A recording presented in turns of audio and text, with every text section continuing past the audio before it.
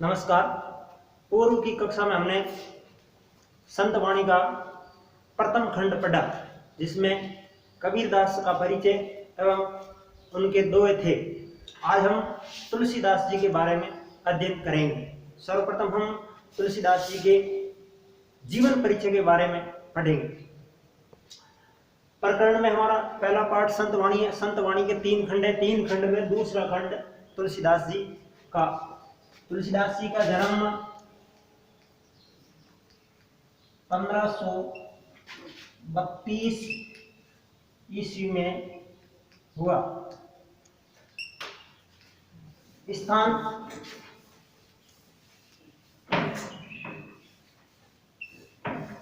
राजापुर गांव,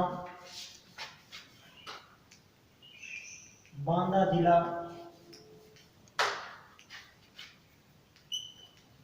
उत्तर प्रदेश। इनके पिता का नाम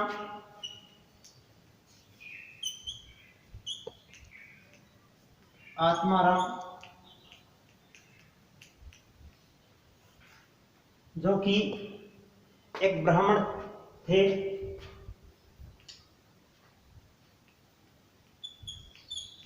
सरयू पारण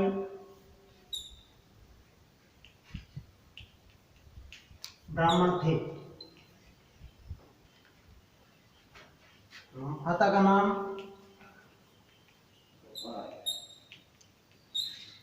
तुलसी। तुलसीदास जी का जन्म है वो अभ्युत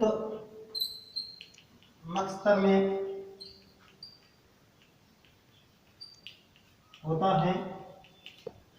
यह एक अशुभ माना जाता है।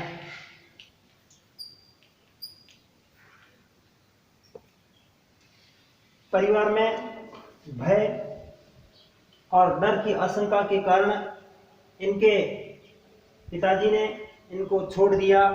तब मुनिया नामक दासी ने इनका लालन पालन किया।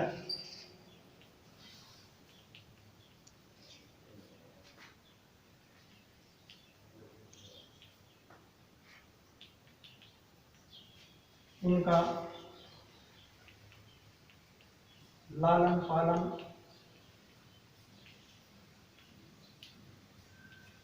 किया। इनके गुरु का नाम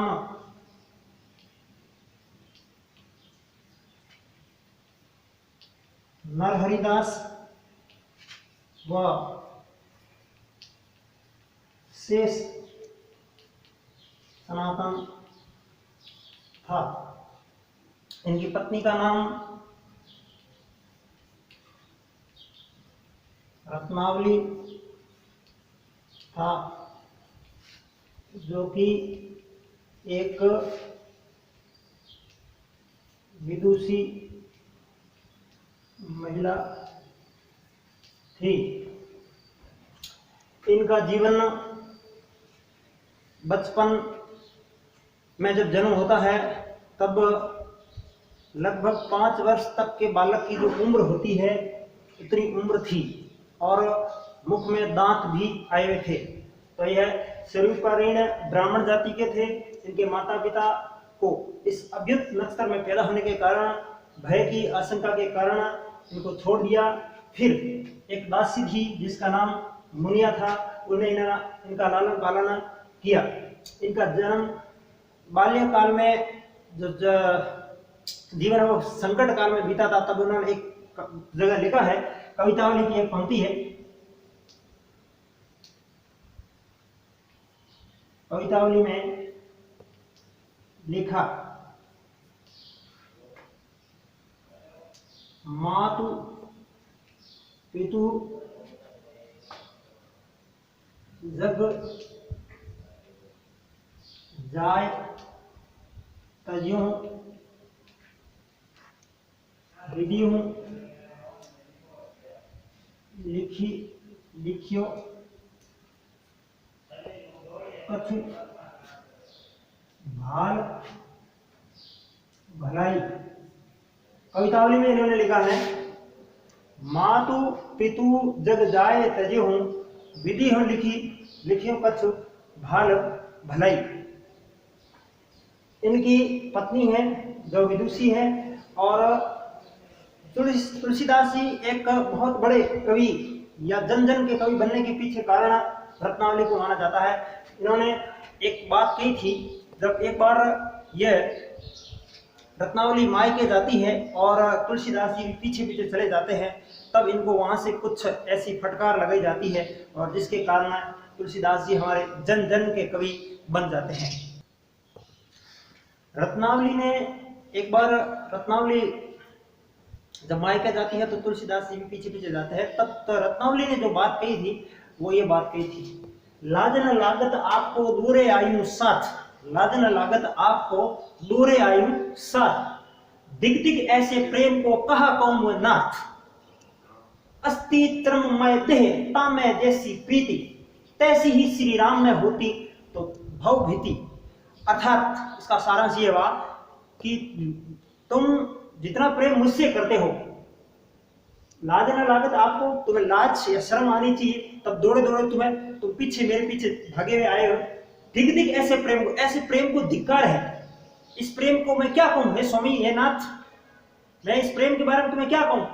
अस्थि त्रममय देह, मेरे शरीर और मेरे अस्थियों से इतना तुम प्रेम करते हो, जैसा ही अगर प्रेम तुम भगवान श्री राम से करते तो तुम इस संसार से मतलब तुम संसार से पार हो सकते हैं। हिंदी साहित्य में या हिंदी जगत में तुलसीदास जी का कहाँ स्थान है, उसके बारे में भक्तमाल में एक और बात लिखी है। भक्तमाल रचना है जो नावादास द्वारा रचित है, उसमें कहा गया, सूर सूर तुलसी शशि उडगन कैसो दास, और कवि खद्योत है जहां तहां करत प्रकाश। सूर सूर तुलसी शशि उडगन कैसो दास,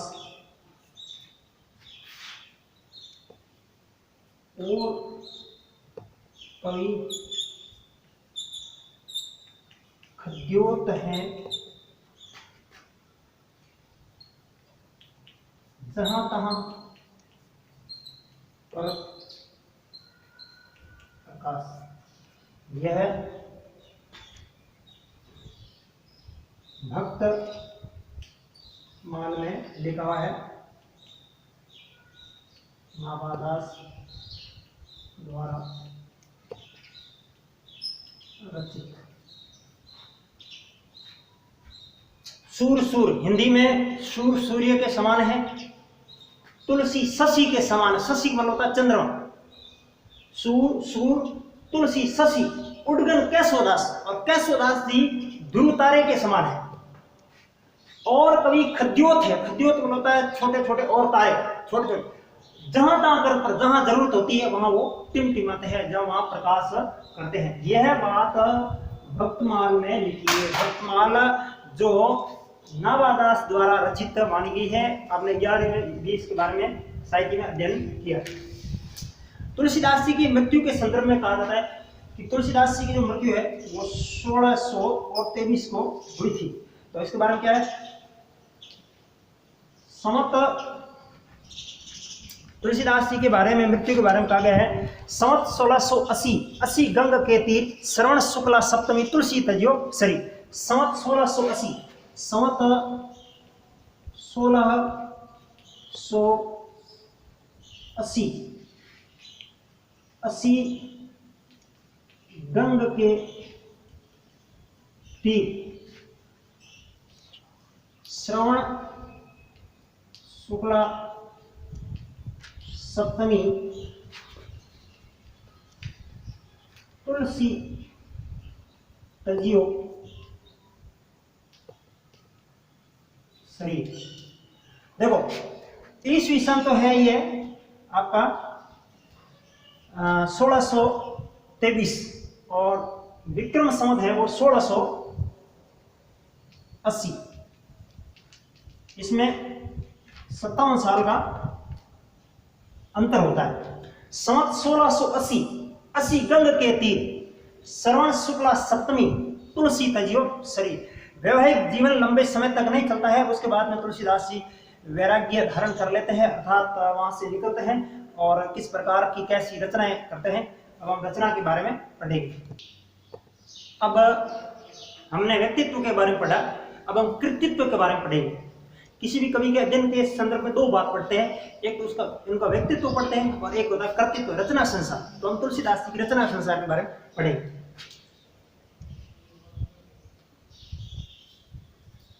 प्रमुख रचना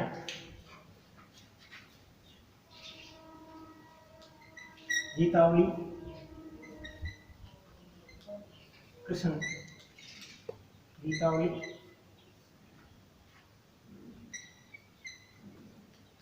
रामचरितमानस,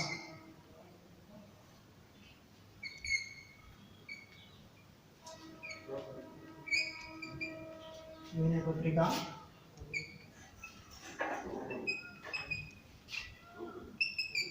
रामलला नाचू,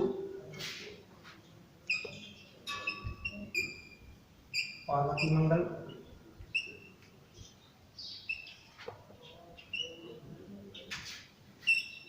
जानकी मंगल,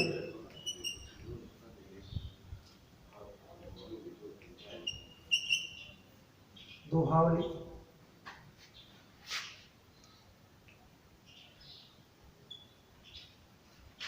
वैराग्य, संदीपनी,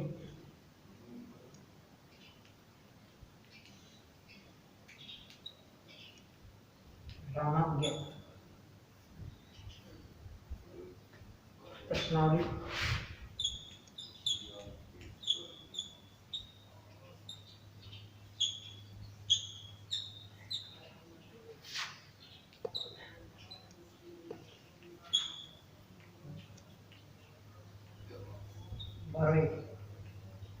रामायण,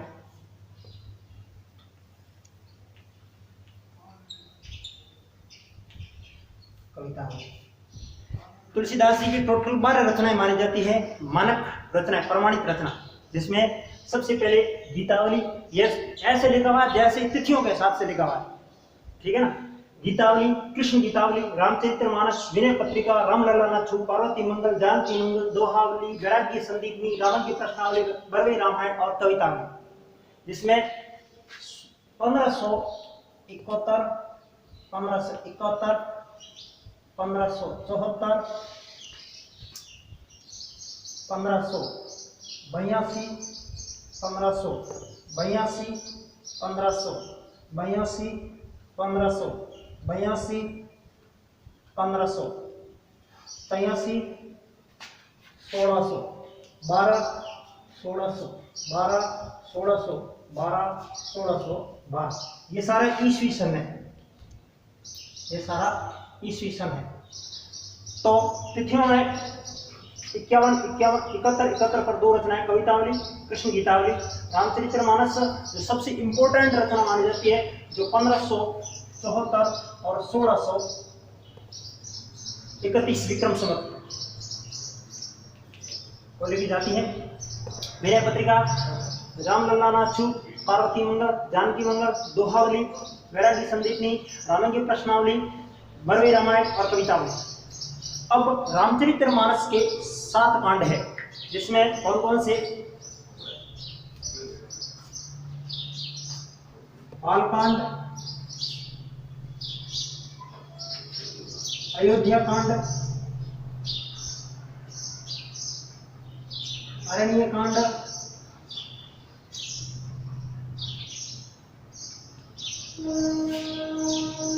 किष्किंधा कांड,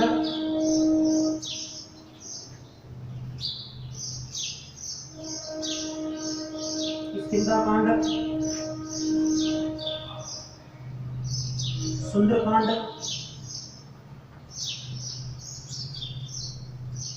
लंका कांड, उत्तरकांड। टोटल 7 कांड है। सबसे बड़ा अयोध्या कांड माना जाता है और सबसे छोटा उत्तरकांड माना, जैसे बड़े से छोटे के क्रम के हिसाब से लिखा हुआ। तुलसीदास जी के व्यक्तित्व और कृतित्व के बाद में हमारा अगला चरण आता है मूल पाठ। मूल पाठ में टोटल 7 दोहे हैं और पूर्व में हमने पढ़ा था सभी कक्षाओं में सभी कवियों के 7-7 दोहे हैं। तो दोहा एक मात्रिक छंद है जिसमें 13 और 11 के योग से टोटल 24 मात्राएं होती है, जिनका 11 में हमने अच्छी तरह से अध्ययन किया। तुलसीदास जी ने शुरुआत में पढ़ते दोहे पढ़ते, काम क्रोध मद लोभ रथ ग्रस्त दुख रूप ते कीमी जाने रघुपति मूड परे भवभूत। तुलसीदास जी ने सबसे पहले दोहे में बताया है कि गृहस्थी व्यक्ति क्या होता है, ईश्वर का अनुकरण या ईश्वर का गुणगान करने से वंचित रह जाता है या ईश्वर को याद नहीं कर पाता है। क्या कारण है, क्या विघ्न उसमें बाधा डालती है, जैसे काम क्रोध मद लोभ ग्रस्त मतलब गृहस्थी दुख रूप, ये गृहस्थी के दुख के रूप है। अपनी काम है, क्रोध की भावना, मद है, लोभ है, रथ है, इसमें वो लगा रहता है, यह इनके दुख का रूप है। ते किमी दानी रघुपति, ये गृहस्थी इसमें पड़ जाता है, इन सुविधाओं में या इन संकटों में पड़ जाता है, तो भगवान राम को रघुपति ही ईश्वर को भूल जाता है। मूढ़ का मतलब मूर्ख, भव संसार रूपी कुएं, इसमें रूपक अलंकार का प्रयोग हुआ है।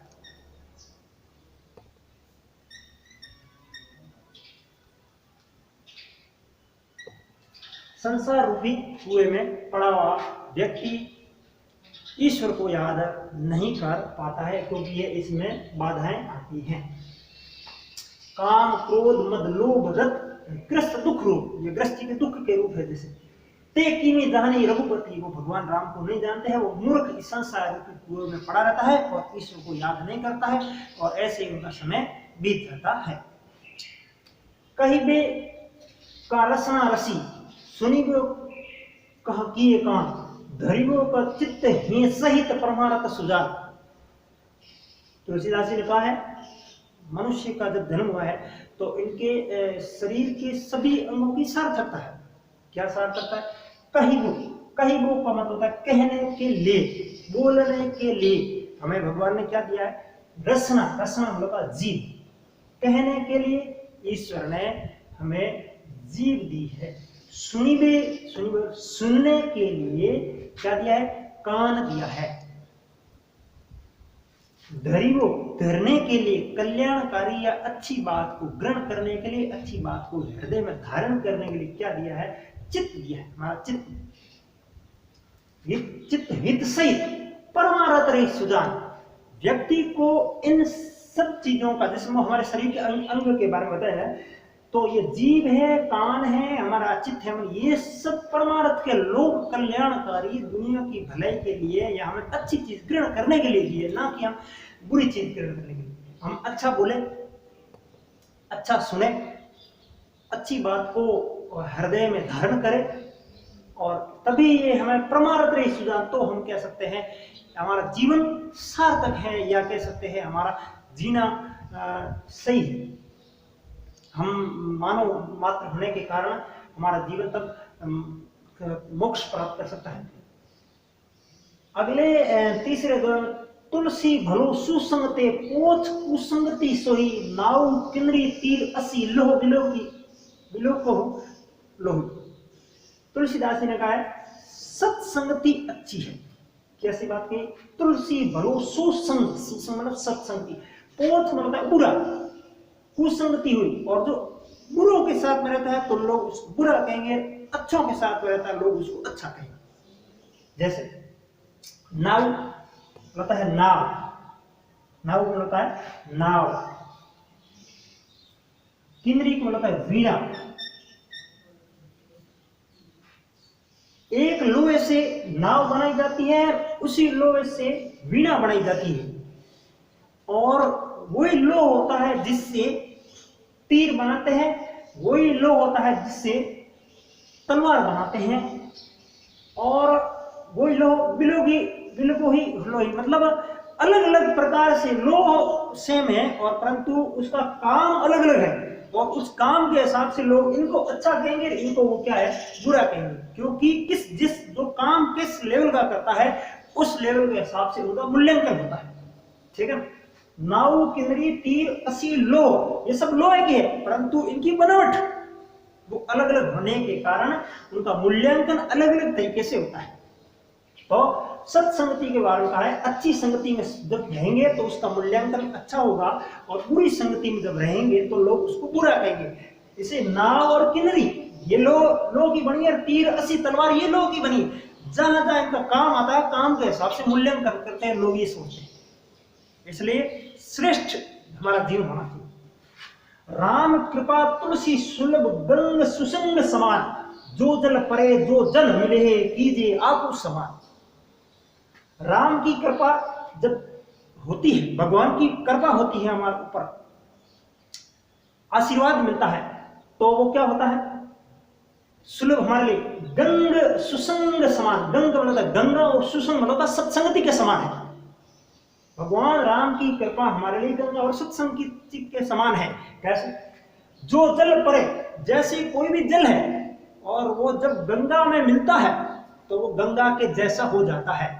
दूसरी बात आगे इसी में और बताई है, जो जल परे जो जन मिले, और जो जन जो सत्संगति में जो जन मिलते हैं और वो सत्संगति में जब बैठते हैं तो आपू समान कीजिए, आपू समान, गंगा जल गंगा के समान हो जाता है। और यह जो जन है, जन मतलब जिस सत्संगति में हम बैठते हैं तो हम भी उस अच्छे लोगों की संगति के हिसाब से अच्छे बन जाते हैं। तो मतलब कहने का मतलब है कि जैसे लोगों की संगति में रहते हैं तो हम अच्छे लोगों की संगति में रहेंगे तो अच्छे होंगे। ये कब संभव है? ये जब कि भगवान राम की कृपा होती है तभी ये संभव है। अगला देखते हैं, तुलसी या संसार में भांति भांति के लोग, सब सो हिलमिल चालिए नदी नाव से। इस संसार में मनुष्य का जब जन्म हुआ है, विभिन्न प्रकार के लोग, यहाँ अलग अलग प्रकार के लोग रहते हैं, जाति वर्ण व्यवस्था सब प्रकार के लोग रहते हैं। तो तुलसीदास इस दोहे के माध्यम से हमें एक साथ रल मिल करके या साथ रहने की सलाह देते हैं। तुलसी या संसार में भांति भांति के लोग, अलग अलग प्रकार के लोग रहते हैं। सबसे हिलमिल चाहिए, सबसे क्या है, हिलमिल कर रहना चाहिए, भाईचारा से प्रेम से रहना चाहिए। जिस प्रकार नदी नाव सहयोग, एक नदी है, उस नदी को पार, नदी में जब हम नाव बैठते हैं तो नाव में विभिन्न प्रकार के लोग हैं, अलग अलग जाति के, अलग अलग सब प्रकार के लोग बैठते हैं। तब नाव में जब बैठते हैं तब कोई भी आपस में लड़ते नहीं है, तो क्या करते हैं, प्रेम से बैठे रहते हैं। और जो ही नदी नाव पार करती है, मतलब नाव नदी को उस किनारे जाती है, तो लोग अपने अपने जहाँ मंजिल है जहाँ चले जाते हैं। इसी प्रकार से हमारे संसार में जन्म इसी प्रकार उस नदी नाव के सहयोग जैसा ही है। हम यहाँ इस धरती पर पैदा हुए हैं और इस तरह ही हम नाव के हिसाब से हम चल रहे हैं। तो अब जब हम प्रेम भाव से रहेंगे तो ठीक रहेगा, और नहीं तो हम आपस में लड़ेंगे झगड़ेंगे तो उसका मतलब जीना सार्थक नहीं।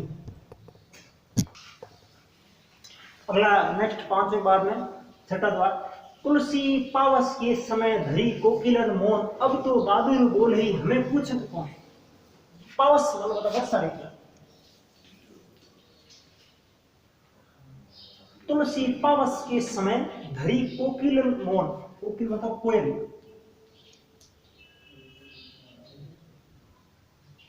वर्षा ऋतु आती है तब कोयल क्या होती है, मौन हो जाती है। तुलसी पावस के समय धरी कोकिलन मौन, अब तो दादुर मेंढक, दादुर तो होता है मेंढक, दादुर बोले हमें पूछते कौन, क्यों कि उस समय मेंढक की आवाज ट्र ट्र करने शुरू हो जाती है, जिसके कारण कोयल अपने आप को मौन रहना ही उचित समझती है। कारण कि तुलसी पावस के समय धरी कोकिलन मौन, कोयल मौन हो जाती है। अब तो दादुर मेंढक जब बोलने शुरू होते हैं तब उनकी कोई सुनने वाला नहीं है। दूसरा इसका अर्थ यह है, जब सज्जन लोग होते हैं, जहां दुर्जनों का समय आता है, जहां उनकी बात नहीं चलती है, तब उनको शांत होना, ठीक रहना चाहिए। इसमें एक अलंकार है, अन्योक्ति अलंकार का प्रयोग हुआ है। अन्योक्ति अलंकार का मतलब है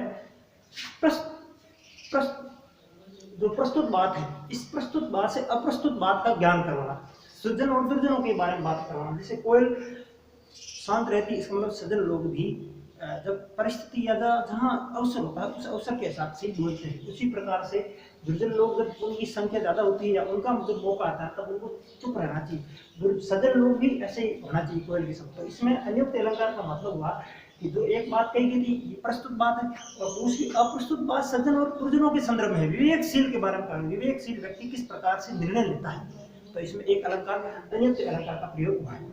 आखिरी नंबर का जो है, तुलसी असमय के सका धीरज धर्म विवेक साहित्य साहस सत्यव्रत राम भरोसो। इसको शब्दार्थ देख लेते हैं। असमय का मतलब है बुरा समय। तुलसीदास जी का बुरे समय का साथी कौन हो सकता है? तुलसी असमय के सका, सका का मतलब है मित्र।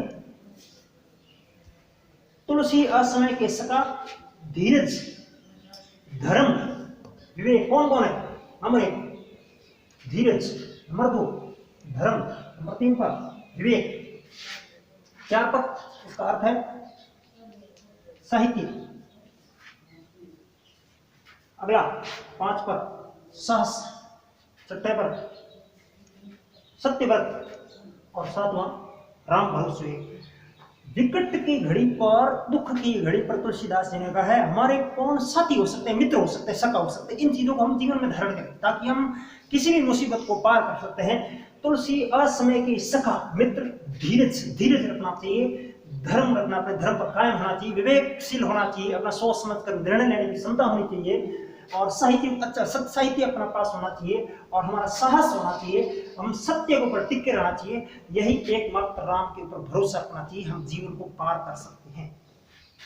ये बात इसमें बताई गई है।